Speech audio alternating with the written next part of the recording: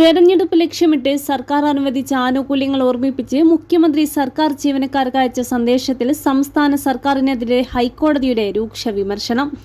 സർക്കാരിൻ്റേത് സ്വകാര്യതയിലേക്കുള്ള കടന്നുകയറ്റമാണ്. വിവരങ്ങൾ ചോർത്തിയത് സ്വകാര്യതയുടെ ലംഘനമാണ്. ഇങ്ങനെയെങ്കിൽ വ്യക്തിഗത വിവരങ്ങൾക്ക് എന്താണ് സുരക്ഷ? മുഖ്യമന്ത്രിയുടെ ഓഫീസിന് എങ്ങനെയാണ് സ്വകാര്യ വിവരങ്ങൾ കിട്ടുന്നതെന്നും ഹൈക്കോടതി ചോദിച്ചു. സർക്കാർ നടപടി പ്രഥമദൃഷ്ട്യാ സ്വകാര്യതയിലേക്കുള്ള കടന്നുകയറ്റമാണ്. ആളുകൾക്ക് ആവശ്യമില്ലാത്ത വിവരങ്ങളാണ് സർക്കാർ പ്രചരിപ്പിച്ചിരിക്കുന്നത്. വിഷയത്തിൽ ഉയർന്ന ആക്ഷേപം അതീവ ഗൗരവമാണെന്നും പറഞ്ഞ ഹൈക്കോടതി ഓഫീസിൽ നിന്ന് ഓരോ വ്യക്തിക്കും എത്ര സന്ദേശങ്ങൾ അയച്ചുവെന്ന വിവരം വിശദമാക്കി സത്യവാങ്മൂലം നൽകാൻ സർക്കാരിന് നിർദ്ദേശം നൽകി. വെള്ളിയാഴ്ച ഹൈക്കോടതി കേസ് വീണ്ടും പരിഗണിക്കും. ഇത് മുഖ്യമന്ത്രി നേരിട്ട് കൈകാര്യം ചെയ്തതാണോ അതോ മറ്റാരെങ്കിലുമാണോ ഈ വിവരം ചോർത്തിയത് എന്നടക്കമുള്ള ചോദ്യങ്ങളാണ് കോടതിയുടെ ഭാഗത്തു നിന്നും ഉണ്ടായത്. സ്പാർക്ക് സോഫ്റ്റ്വെയറിൽ ആനുകൂല്യങ്ങൾ നൽകുന്നതിനും ശമ്പളത്തിന്റെ ക്രമീകരണങ്ങളുമായി ബന്ധപ്പെട്ടാണ് ജീവനക്കാരുടെ ഫോൺ നമ്പറും മെയിൽ ഐഡിയും വാങ്ങിയിരുന്നത്. പ്രഥമദൃഷ്ട്യാ നോക്കുമ്പോൾ തന്നെ ഡാറ്റ ലീക്കേജ് ഉണ്ടായിട്ടുണ്ട് എന്നാണ് വ്യക്തമാക്കുന്നത്.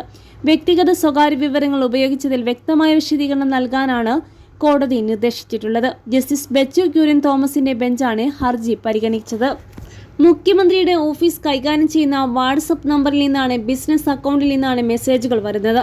മുഖ്യമന്ത്രിയുടെ ഓഫീസിൽ നിന്നാണ് സന്ദേശങ്ങൾ അയക്കുന്നത് എന്നുകൊണ്ട് മുഖ്യമന്ത്രി കുറ്റക്കാരനാണെന്ന് ഹർജിക്കാർ ചൂണ്ടിക്കാട്ടി. രാഷ്ട്രീയ പ്രചാരണത്തിനാണ് ഇത് ഉപയോഗിക്കുന്നതെന്നും ഹർജിക്കാരുടെ അഭിഭാഷകൻ പറഞ്ഞു. 73 ലക്ഷത്തോളം സർക്കാർ ജീവനക്കാരുടെയും ക്ഷേമ പെൻഷൻ ഗുണഭോക്താക്കളുടെയും വിവരങ്ങളാണ് ശേഖരിച്ചത്.